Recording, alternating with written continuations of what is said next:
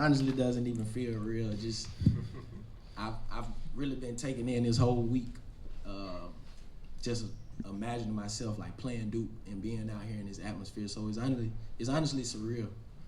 I'm still trying to take it in right now. It's not really used to all of these and the lights and the cameras in my face, but it feels good. So I'm just happy to be here right now. You know what's cool is, and he doesn't even know I did this, but I was about 3 o'clock today. I was sitting in the hotel room over here at the Marriott, and actually it was yesterday. We were checking in, and I was sitting up in the hotel room, and I was watching Grant walk into the hotel, and he's got his phone out, and he's kind of recording everything, and walking into that new beautiful hotel, and you know you're proud of how you're doing things, how they're eating, how they're traveling, how they're being taken care of, and you see Grant, a guy that just doesn't take it for granted and is so grateful for the opportunity that you just look at it and like the dude fights his rear end off every day because he's so excited about being here. And we, as people who have been here and watched it grow, also can't take for granted the steps that this program's made to be able to get here too,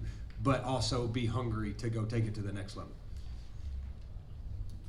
I entered the transfer portal in 2020, and last year around this time, I was working. I had a job. I was waiting on an opportunity, and it was around Christmas time of last year, and we were on break, and James came down to.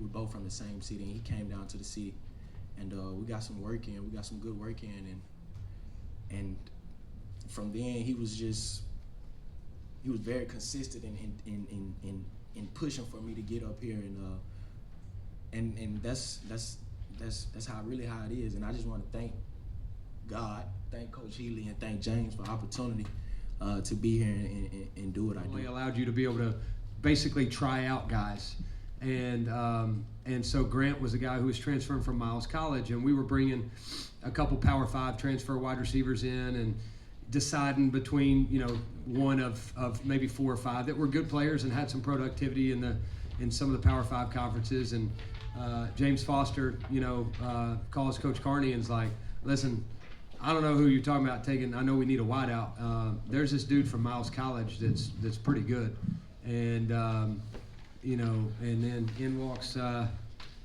Mr. Grant DuBose's, and it wasn't even close to all the rest of them.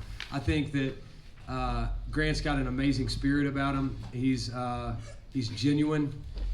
He's fit in extremely well. His work ethic, he and Vic together in the wideout room have totally changed that room. He works extremely hard. He does everything we ask him to do. He was cramping at halftime, and the dude just competes. And look, you're talking about, Grant and Tyler and Vic and Chris, and you can build something pretty special behind those. When your best players are your best workers and your best leaders, Nick Saban says it all the time, you got a chance, and that showed up tonight.